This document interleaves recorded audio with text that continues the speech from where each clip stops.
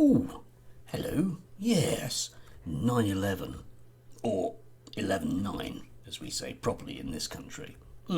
So obviously, I'm going to be talking about Oldham again. Yeah. Always zig when others are zagging. Yeah. Anyway, perhaps vaguely related to such things and notions as patriotism, which there'll be a lot about today, let's face it, and democracy. Again, it's going to be a sort of theme on today's anniversary. But a few days ago I posted up a video about Oldham councillors, Tory councillors in Oldham, wanting their schools to fly the flag and have a picture of the Queen and for children to learn the national anthem, presumably singing it.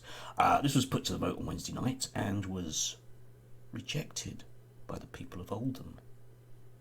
Now, realistically, what I'm going to talk about today is bad journalism, lazy journalism, people's lack of understanding about quite what democracy might be, and the way that the right will present certain things online as one thing if they have a particular viewpoint, and then as something else when it has a different viewpoint. Might be talking about mobs, but there we go. Anyway, let's dive in, because last night, as ever, I chuckled to myself reading the Daily Express. Why do I read the Daily Express? So you don't have to. Anyway, the headline by Chloe Davis. Probably going to be a little bit rude about Chloe Davis. I apologise to Chloe. She probably does a difficult job at a paper she doesn't particularly want to work for. Let's face it. The headline is totally shameless. Britain's rage as council rejects union flag motion. New law demanded. Yeah, Britons are furious as a council has rejected a motion that would reassert pride in the UK and see schools flying Union Jacks and are urging Boris Johnson to pass the law instead. It was rejected with 34 votes in opposition, with only 10 in favour of the motion. There were 7 abstentions from the vote. Abstentions. It's not opposition, mate. Yeah. Express readers backed the motion, saying the rejection was totally shameless and that the government needs to make it mandatory, stating the law must be passed. Yes, people having a vote locally. If they vote the wrong way, we'll pass a new law so you can't. Actually, there's a long history in local government in this country, dating back to around about Margaret Thatcher's time, oddly enough, of local councils voting one particular way, usually a little bit left, and then suddenly magically finding they have no money to do anything whatsoever. Yes. One implied it was up to the Prime Minister Boris Johnson to pass the law instead, and said the issue should not be a local thing. It should be passed at national government level and issued as a directive to local councils. Yeah. So, you can vote for a local councillor, but we don't care, because it doesn't count as much as a vote for a national level. Apparently, different votes at different levels. And I love this bit coming up. Wait for it, wait for it, wait for it. While a third branded the situation as an insult to servicemen. Yeah. Because, you see, servicemen are a homogenous group of people who all hold the same position. They are slightly disabled, bearded guys in their mid-60s who wear berets of their particular regiment, who hold right-wing views. That's servicemen, okay? Servicemen have a particular viewpoint of the world. All of them, even the dead ones, yeah. Okay? All of them. A homogeneous group of people. But I'm wondering, how is having a vote on something at a local level an insult to servicemen?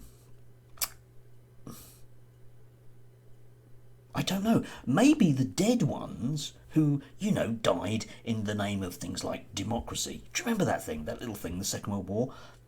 Yeah, do you remember that? It was kind of democracy thing. But apparently, what they were dying for was the right to insert the picture of the Queen, or King, let's face it, in those days, in a school against any objections locally. Yeah.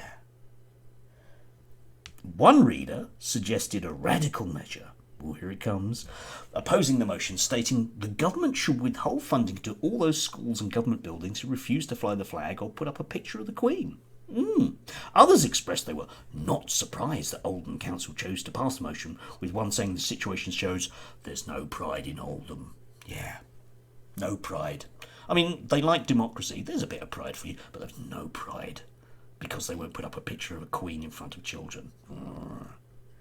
Another Express reader claimed the motion may not have passed, here it comes, wait for it, wait for it, wait for it, due to the large quantities of, here it comes, refugees, homed in the Oldham regions, claiming they probably feel no connection to the UK and in its history, so will not support flying our national flag. Brown people. It's the brown people's fault. It always is, isn't it? Doesn't matter what it is in this country, somehow or other, shoehorn, it's got to be the brown people's fault.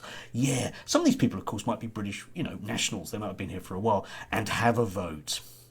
But they shouldn't, because they're the wrong colour to vote. Yeah, love it, love it, love it. While another put the blame at the feet of woke left residents. Yeah, do you remember that? Yeah, if you're going to vote left wing, it's not allowed. You mustn't be brown and you mustn't be left wing. Yeah. One reader also reiterated the idea that the motion should be a requirement, not a request. Yeah, that's a kind of law thing. While another said the motion shouldn't just be limited to schools, stating every public building should by law, fly the flag of our nation. Councils, schools, museums. Yes, by law. Doesn't matter what you want locally. By law. There you go. Jay. Anyway, what this really shows, okay, number one, this is really lazy journalism, and I hate the concept of really lazy journalism. And what this is Chloe, bless her, sitting in, I don't know, probably at home, looking through the comments section of the Daily Express and writing a news article on that basis, okay? A lot of journalism in the UK is journalists sitting at home on Twitter, which they love, by the way. They love Twitter. Why? Nasal gazing, isn't it? That's what it is, just, disappearing up your own posterior. Anyway, and, you'll find all these stories about the Twitter mobs online, yeah? And if you actually read some of these stories, like, for example, in the Daily Mail, what you discover about Twitter mobs is that they're three people. They invariably, these Twitter outrage mob stories, if you read them above their headline, because a lot of people don't read beyond the headline, you should read, because often the nuance of the story is there, isn't it, Chloe? The nuance is there. Yes, Chloe. Right, but if you actually read this stuff and you discover, yeah, it's three people, which is the absolute, let's face it, it's the bare minimum for a mob, isn't it? Yeah, one person, well, it's a bit of a lone git. Two people, well, okay, maybe they're a couple. Three people is a mob.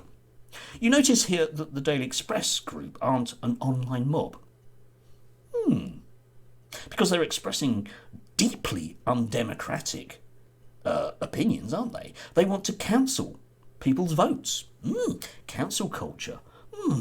And doing it along a particular demographic lines, which is identity politics, isn't it? Yes. But of course we don't see it that way, do we? No, of course we don't, because it's only nasty left-wingers that do such things, isn't it? That's cancel culture for you. Horrible left-wingers doing things. Anyway, enough ranting and raging. It's Saturday morning. It's 9/11. There's going to be lots of stuff about 9/11 in the news, isn't there? And we can all take a retrospect view of the last 20 years and decide to do it all over again, I'm sure. Anyway, have a lovely weekend.